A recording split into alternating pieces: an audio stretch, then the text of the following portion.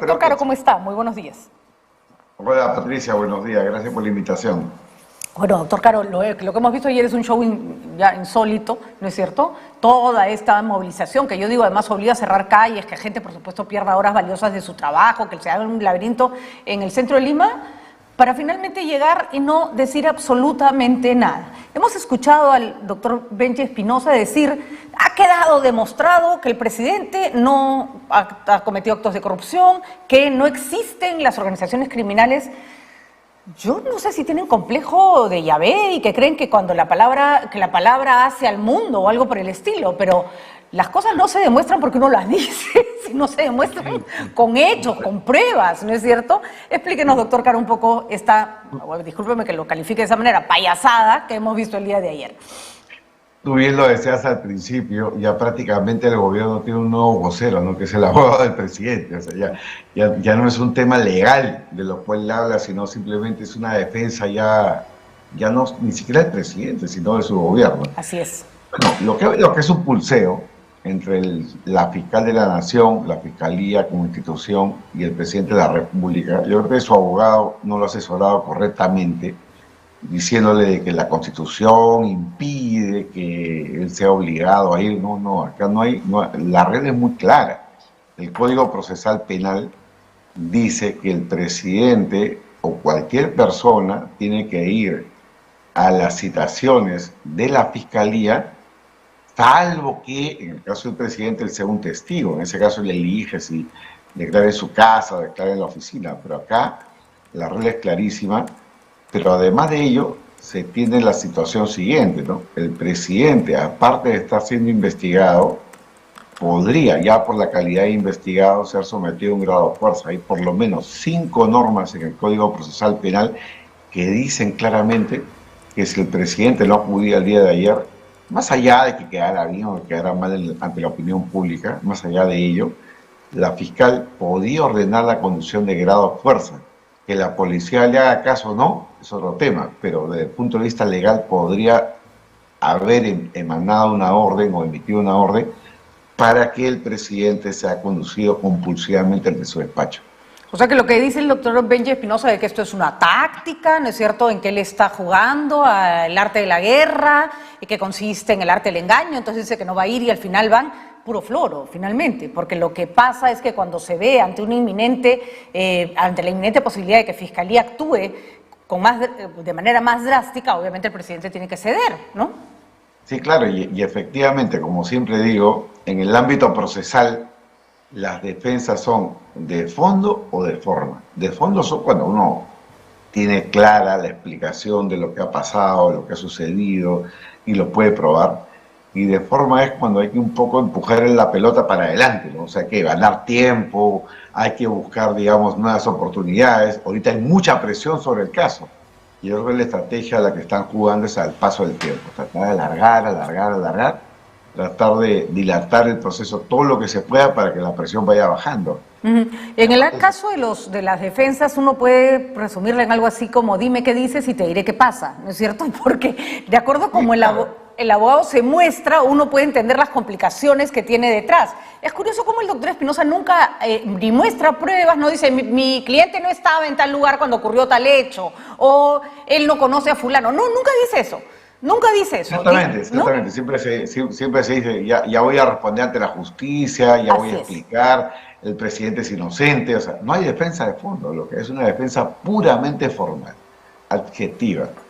Ahí, digamos, se ha demandado ante el juez de investigación preparatoria una tutela de derechos para que se diga que el presidente no es investigado, y el abogado sigue repitiendo ese rollo pese a que el juez ya dijo de que el presidente sí puede ser investigado. Entonces, no hay una explicación de fondo y la respuesta al por qué es muy clara, y es porque hay muchas pruebas de cargo, y especialmente las últimas que emanan del colaborador eficaz que es el señor Pacheco.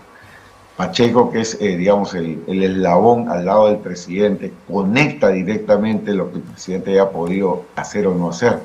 Y lo que ha declarado, según las versiones periodísticas de los últimos días, es gravísimo, que es el tema de los presuntos pagos recibidos por él, que emanan de una coima de los ascensos militares, etc. Entonces, no estamos ante un tema menor Y creo que ante la falta de una respuesta clara de fondo, lo que se está jugando en este momento es temas puramente formales, adjetivos, dilaciones, obstruccionismo. Ahora, hay acá un asunto increíble, y es el presidente tiene derechos, todos tenemos derechos, y que deben ser respetados, pero también tiene deberes.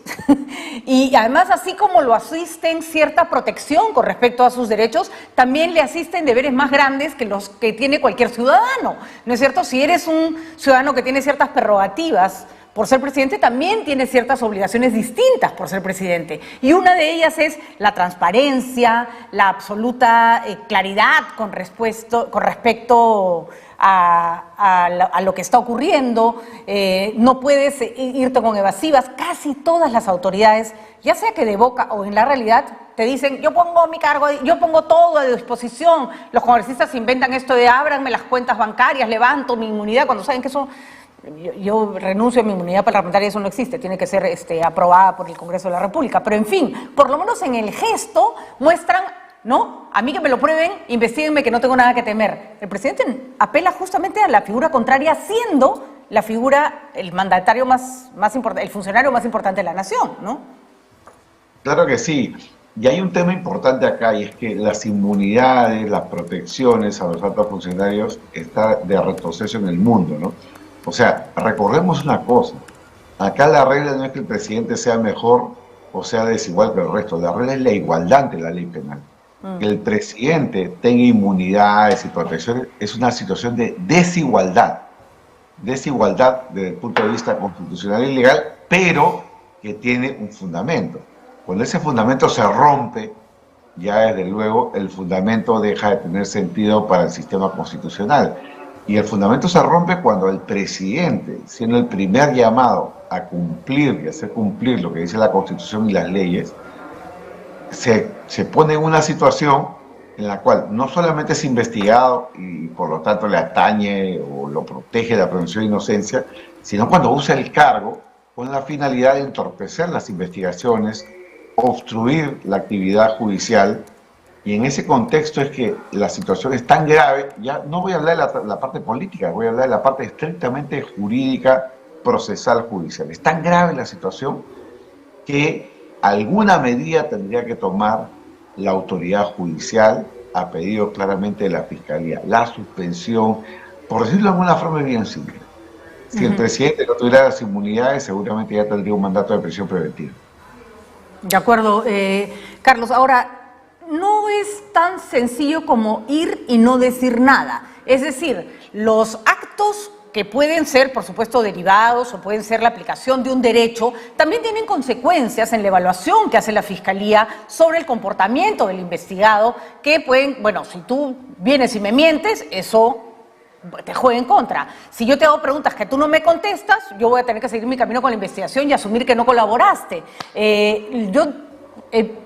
Tengo entendido que las defensas siempre, sí, casi siempre, se basan en te sientas y dices la verdad, ¿no? Toda la verdad, porque la mentira tiene patas cortas, de todas maneras te la van a encontrar, y la justicia valora el hecho positivamente de que vayas y digas lo que pasó.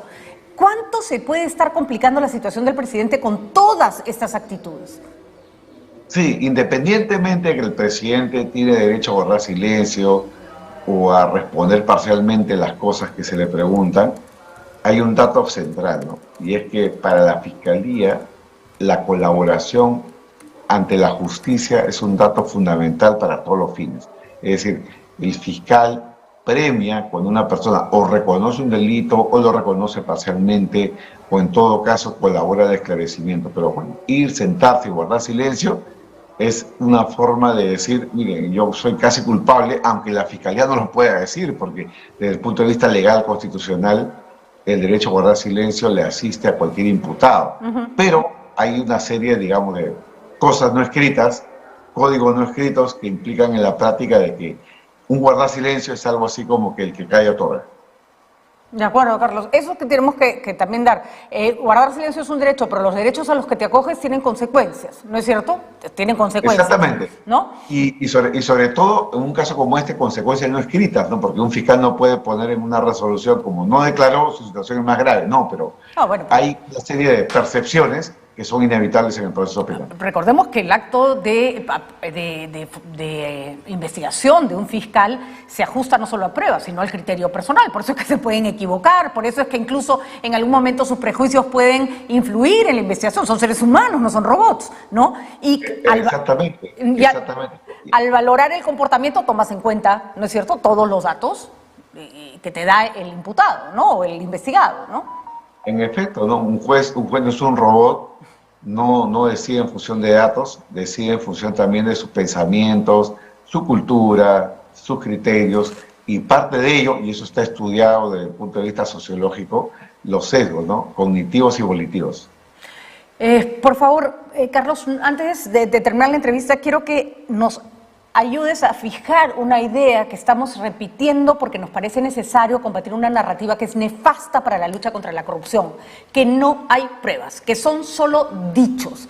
Yo nunca he visto tantos dichos que se ajustan a hechos, nunca, o sea, es de locos, ¿no es cierto? Primero, que ya lo hemos dicho antes, el testigo es importantísimo en los casos de investigación de crímenes.